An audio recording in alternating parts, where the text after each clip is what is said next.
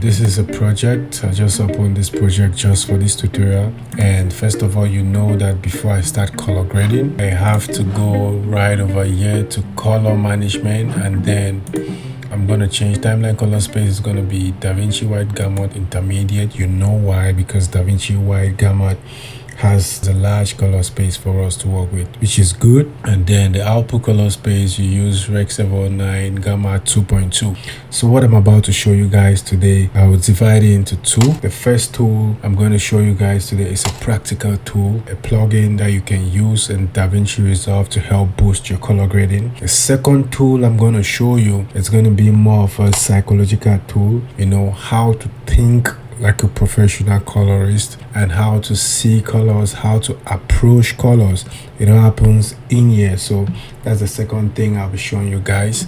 So just walk through with me, stay with me, it's gonna be fun. The practical tools. For the practical tool, I'm gonna show you two different tools you can use, you know, to help boost and enhance your color grading. One of them is gonna be free. I'll put a link in the description box that you can download. The other one, you have to buy it. Basically, I'm going to create a group. So I'll select this and then I'll say add into new group.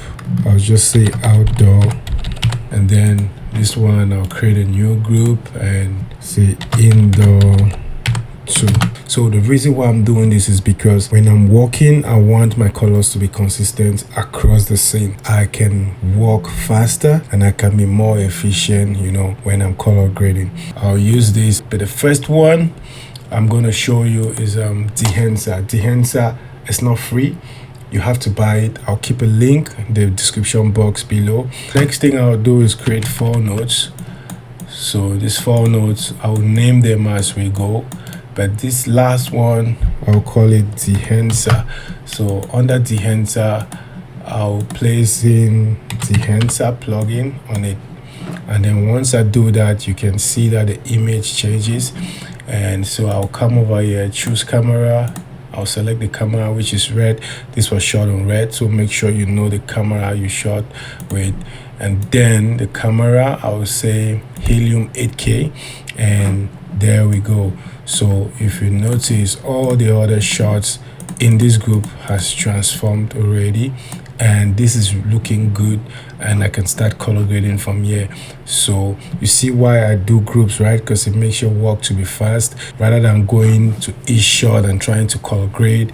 You know, you just create a group, and then whatever you apply on the group post affects everything in the clip. Okay, so let's move ahead. So next thing I'm going to do is try to change the film stock. So Dehenser has film stocks and then film prints, you know, which simulates typically the old way of producing film. You know, you had to use a film stock and then you had to print it, you know, all that back and forth. That's what made film look like film. So Dehenser is trying to recreate this for us. So let's see how it looks. So I'll first of all go here, and then I'll choose Cinestill 800 or Cinestill 50 is good for me.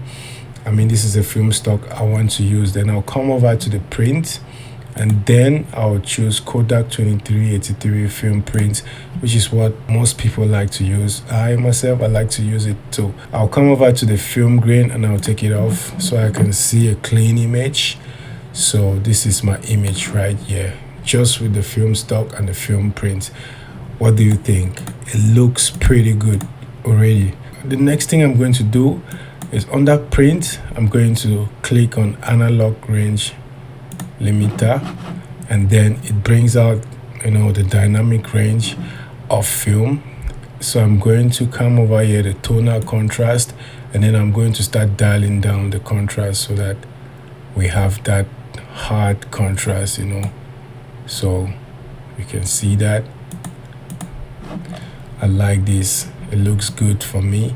So after this, the next thing I'll do is go to my balance. So when you're color grading, think of it this way. So now this is a psychological tool I'm giving you. When you're color grading, think of it in 3 different steps. So the first step is transforming your image, which is what I just did. Then the next step will be to balance your image. And balancing means you're actually trying to fix the problems that you can see in the image. And then the last step is fine-tuning your looks. So most times during the second step, you discover that the look is there already. Like you don't need to do too much. But just because most of the times we are amateurs and we think we have to do too much for something to look good, we turn up trying to do too much, and at the end of the day we spoil the look or we spoil our images. So the second step is balancing the image, which is like fixing problems that I see. So the first problem I see here is that I want to be able to see more details in the background. Like I think this is a little bit more. So I'll come here under my clip because I want to affect just this image, not everything.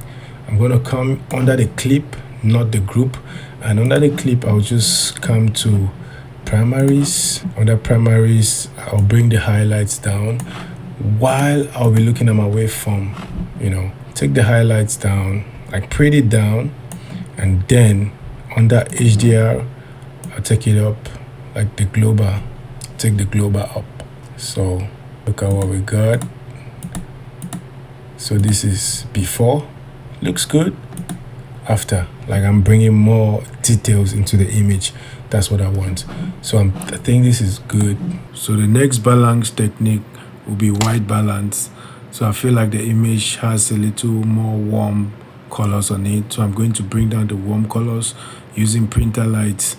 So I'll come over here and I'll take out red, like just one red. So you see what that does. So this is before and after. So you can see how it takes out that red from the image. I like it more like this. I remember I'm doing this in the post clip, group post clip. So you can see this here is affecting everything after this. So the next thing I'm going to do now, when I'm looking at the image, I'm asking myself, what are the things I want to fix here? What are the things I want to fix that doesn't look good with me, And when I look at this image, I think that it's good, but if I add some saturation into this image, I'll be able to see better.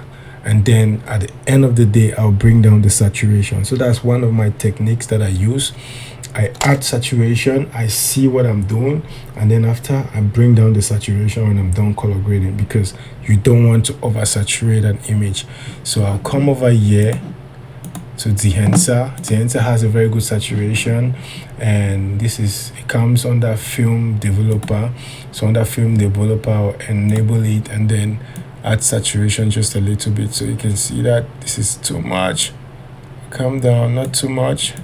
Before, after. Now I can see what I'm working with. I can see the green grass, the skin.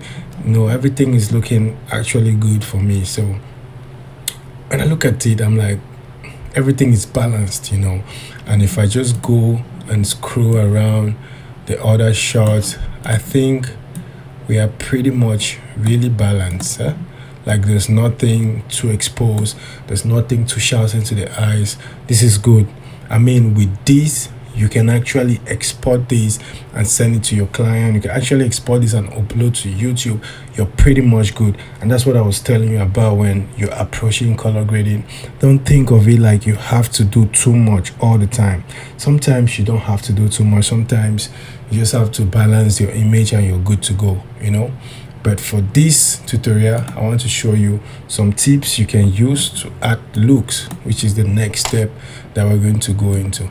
So how do I approach my looks? So firstly, I'm going to ask myself, what kind of look do I want for this image? Do I want something warm or do I want something cool? If I say I want something warm, I'm going to start approaching the look with that in my mind. So let's start with the warm look. So looking at these, it's actually looking kind of balanced for me. It's not too warm, it's not too cool, it's kind of balanced. So I'm going to try to, let me just name this color balance. So just put balance here. I want to show you guys the next tool, the next practical tool I was telling you about, which is DCTL. And this tool is actually free. I'll leave a link for this particular DCTL I'm going to use on this tutorial in the link below. You just go ahead, download it, and then install it. If you don't know how to install it, leave a comment and I'll probably do a tutorial on how to install it. But this is it. So DCTL, and I'll just place it right here just before the Dehenser. And under DCTL, I'll come here and then I'll click to subtract DCTL. Nothing changes, as you can see. And then under cyan, I'll just push it. So now what am I doing is I'm adding some cyan bluish color, which is what I like in some of my color grading. So if I do this, it's too much, you see. So I'll just keep it where it looks good, you see. So this is before and after. You see how it helps to even bring out the grass up, you see. Okay, so let's go now. We're trying to fine-tune the look, remember? So what do we want? We wanted something warm, right? So looking at the image, we're having more cool colors. So I'll start driving some colors towards the warm side so that this image feels warm. So instead of me just going and then try to push in warm colors into this, that's not what I'm going to do. I'll first try to dial some colors in the image to go towards the warmer side. You know, sometimes when you do that, the image starts feeling warm already, so you don't need to force in colors into it. So what I'll do is under this node, I'll come to HSL, U vs U, and under U vs U, I'll push the colors of the grass up towards the warmer side. So I'll do like this. So how does this feel? It starts feeling warm, right? Just by pushing the colors of the grass up, this starts feeling warm already. You know, we haven't added any color, we just push the hue of the grass towards the warmer side, and look at what we got. Now this feels good for me, but I feel like we can do more. I still see some blue around his hair. So this is one trick I want to tell you. When you're color grading, make sure you look out for the blacks. And if I look at my image right here, I think that my blacks are not really black. So, and looking at waveform, I can see that right here. So I'm going to come over DCTL. After DCTL, I'm going to add a log wheel, and under the log wheel, I'll just push the shadow.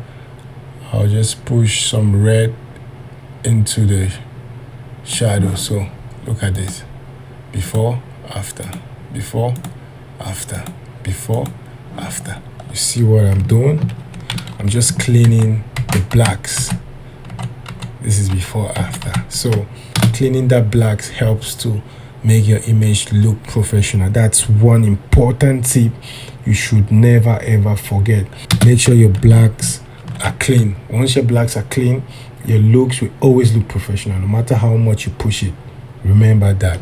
Okay, so looking at this, it looks good for me. I mean, it's warm, and then we have that, you know, cyan color behind, which is contrasting it. You know, everything feels good for me. But then before I finalize this look, because this is good, I mean, I've not done too much, but it looks good. And if I look at the other shots, it kind of looks good. Like we're not doing too much, but it looks nice already. You see this?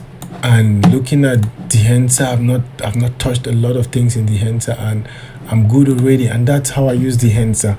I don't use it like, you know, try to, you know, just use everything in it. I use it because there are some tools inside that I like, and I try to blend it with my other workflows to see how I get something from it. And you see the results, it looks good.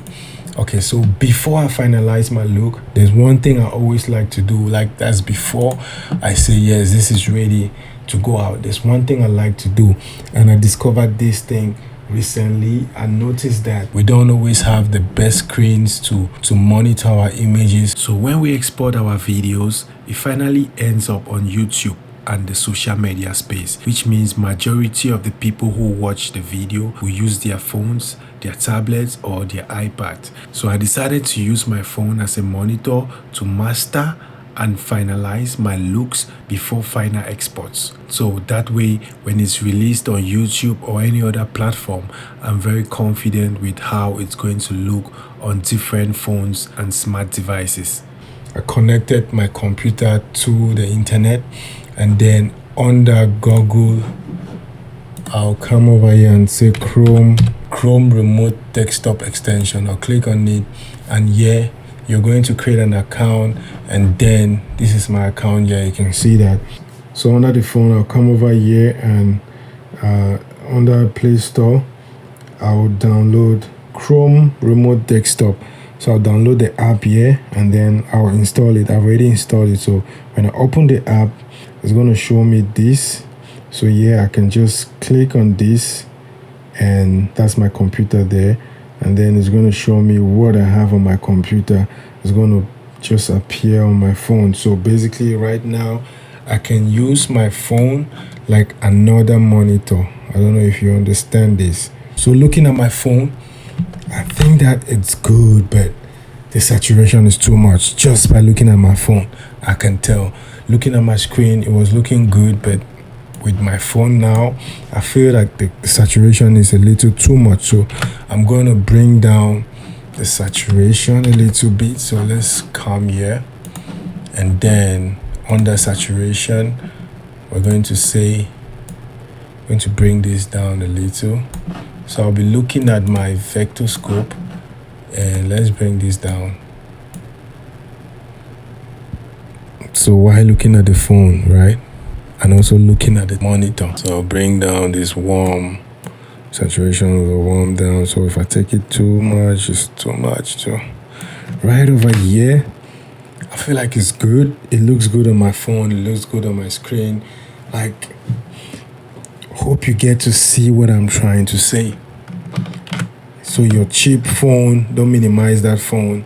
If you're using Samsung, I advise you to use Samsung, because I noticed the screen quality is way better. If you have an iPhone, I think it's even better, you know. But Samsung is what I use most of the time, and I like the quality. Look at the other shots, you know, looking at it with the phone compared to the TV.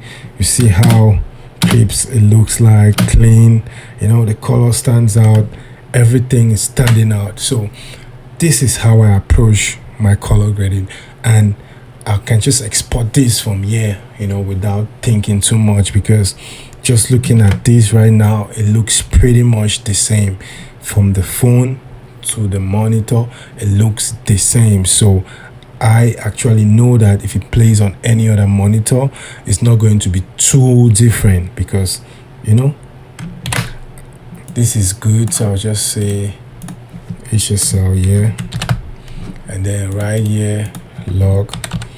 What if I bring down the saturation of this blue that I added? How does it feel? Feels really good and natural. So this is one other thing. When you're color grading, make sure you keep it as natural as possible. No matter how much you want to push the look, just make sure you keep it as natural as possible. So you see, this doesn't look like I'm forcing anything. It just looks nice and soft, and that's how you approach such a look. So